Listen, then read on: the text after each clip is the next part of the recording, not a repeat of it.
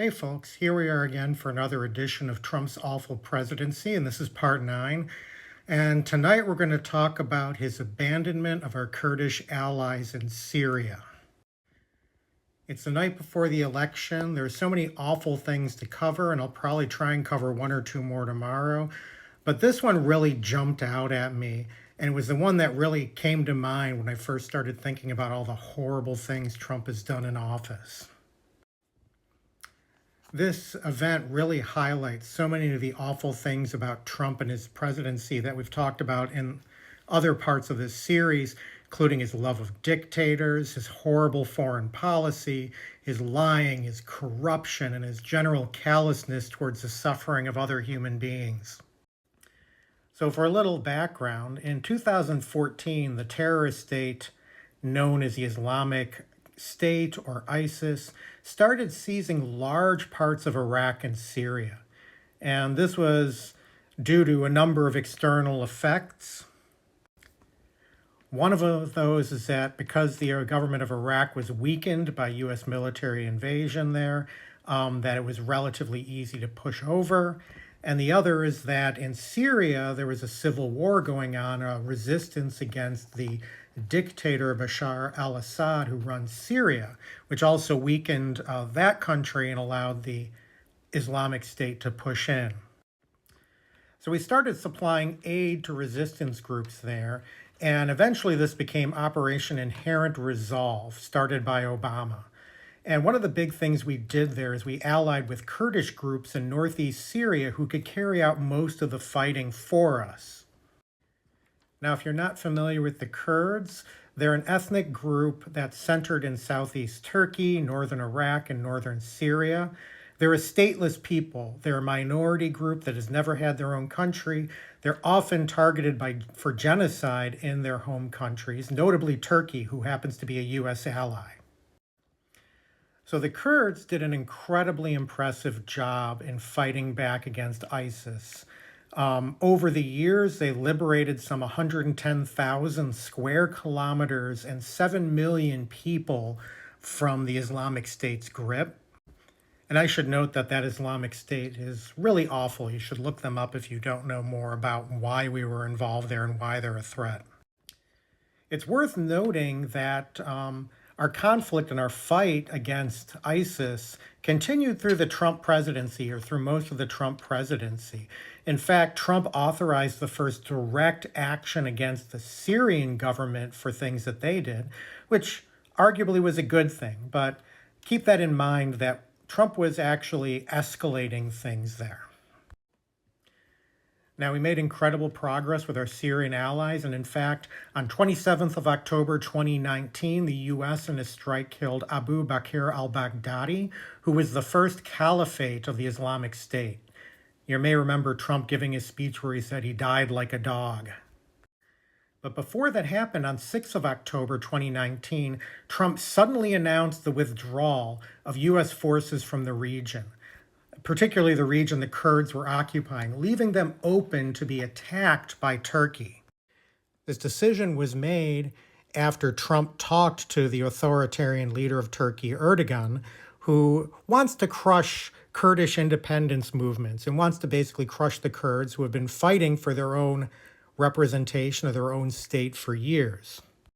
So by pulling out troops, Trump was basically giving the green light for Turkey to attack our allies in Syria.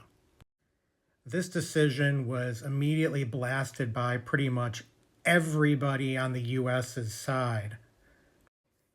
That included at the time GOP leaders like the House Minority Leader Kevin McCarthy of the Republicans, and even Brian Kilmeade of Fox News asked McCarthy to try and intervene and call the president before it's too late.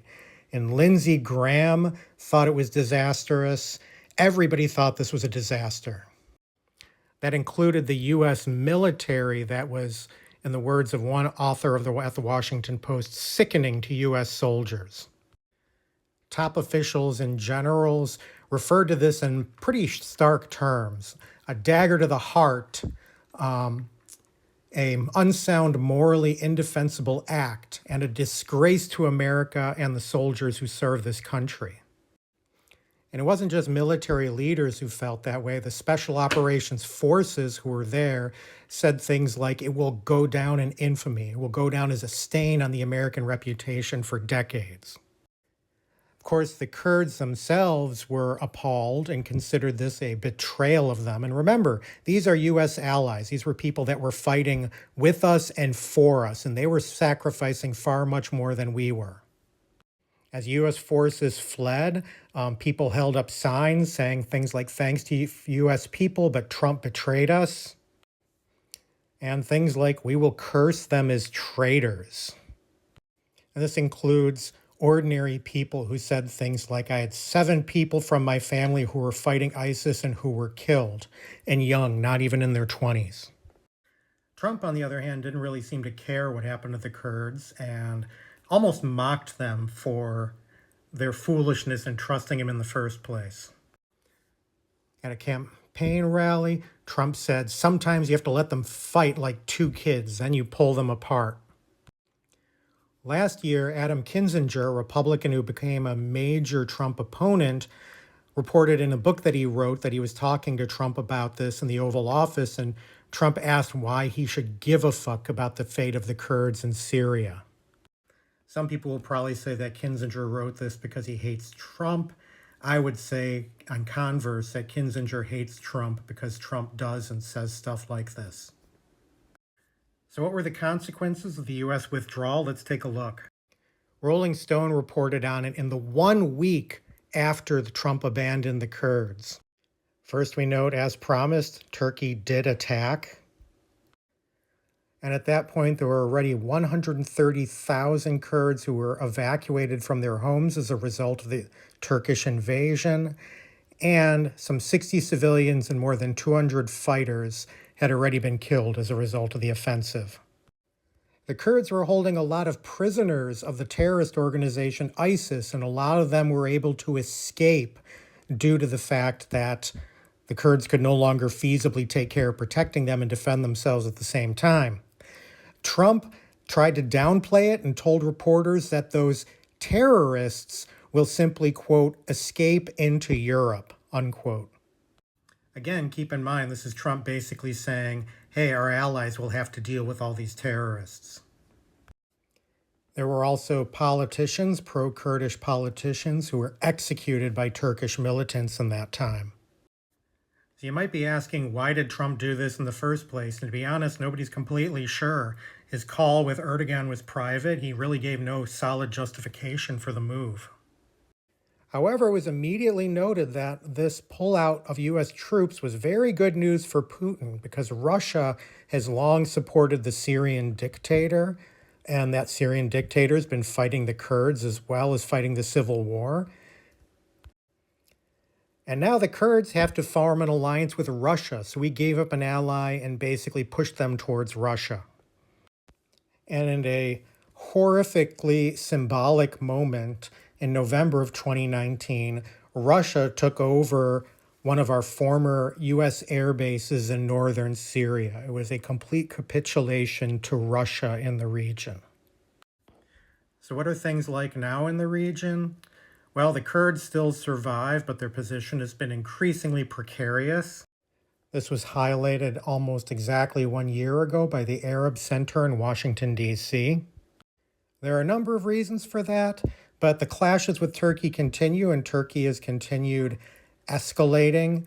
They are now targeting all infrastructure, superstructure, and energy facilities of the Kurds.